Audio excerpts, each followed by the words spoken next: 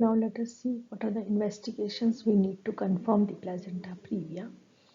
In USG, either we can go transabdominal or transvaginal. Transabdominal is the first sonography which has to be done. Then there is one very interesting phenomena called as placental migration or trophotropism. What is that? Due to differential growth of the upper and the lower uterine segment, it happens that in the last trimester that there is increase in the lower uterine segment, that is tenfold increase in the lower uterine segment as compared to the placenta. So in the early weeks of gestation, if sometimes it is reported that placenta is low lying or placenta previa, and after as the patient approaches term, the incidence of placenta previa reduces. In the early trimesters, it is preterm, it is 5%, but in the term, the incidence of placenta previa reduces to 0.5%. And it is because of this differential growth in the lower uterine segment, which enlarges in the third trimester, and placenta appears to have migrated towards the fundus. This is called as trophotropism. So any patient in the early pregnancy, if reported by the sonography as placenta is low lying or marginal or placenta previa, then the sonography should be repeated again in the late third trimester at term, so as to confirm or rule out that there has been migration of the placenta previa. The other investigations which are helpful in diagnosis are MRI, and blood investigations need to be done because patient is having bleeding. So her CBP, her blood hemoglobin and platelets, her blood group and RH typing should be done. If she is RH negative, then Coombs test is also advised. Broadly speaking, the route of delivery in vaginal is vaginal for type 1 and type 2 anterior, and cesarean section is advocated for type 2 posterior, type 3 and type 4 placenta previa. The management of the obstetric shock is also an important point.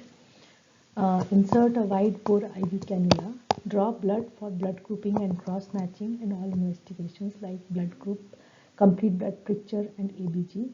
Start a fluid that is crystalloid or a colloid. If a patient is in shock, can give colloids or fast crystalloids. Arrange for blood transfusion. Catheterize the patient. Monitor the vitals, blood pressure, pulse, saturation, urine output. Start the inotropic supports, vasoactive drugs, and corticosteroids like hydrocortisone 200 mg IV stat. Coming to the complications, maternal and fetal complications. Maternal complications can be antepartum, during labor, or postpartum. Antepartum complications of placenta previa can be malpresentations, which we have already discussed because the placenta is occupying the lower uterine segment. Anemia is another because of the blood loss, so patient can be anemic. Preterm delivery, if the patient is having recurrent bleeding from the before the term pregnancy, she can go into preterm delivery. If the patient is having heavy bleeding, then she may need to be delivered early. This will lead to preterm delivery. If there is a torrential bleeding, this can lead to hemorrhagic shock. RH sensitization if she is RH negative, and DIC can be the result of severe bleeding and consumption of all coagulants and renal failure. Intrapartum complications can be premature rupture of the membranes, then slow dilatation of the cervix because the placenta is occupying the lower segment, and there can be more operative interference required during the delivery. The postpartum complications can be the most dreadful is postpartum hemorrhage. It can be primary, that is within 24 hours, or later, which is called as secondary PPH. Puerperal sepsis, infection can be there, and subinvolution because the placental bed is open area and infection can move up from the vagina, and subinvolution is common, and venous thromboembolism. So these are some of the postpartum complications. Now coming to the fetal complications, prematurity is one of the common complication as placenta previa. The deliveries can be done prematurely. Then asphyxia, because we have seen in type 2 posterior there can be head compression or presenting part compressing the placenta. This can lead to asphyxia of the fetus. Congenital malformations of the fetus, malpresentations, and low birth weight babies.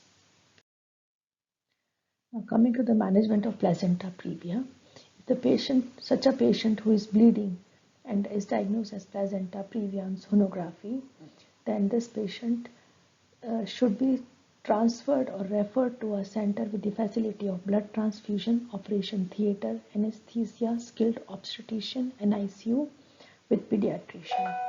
So this is the foremost thing which should be done.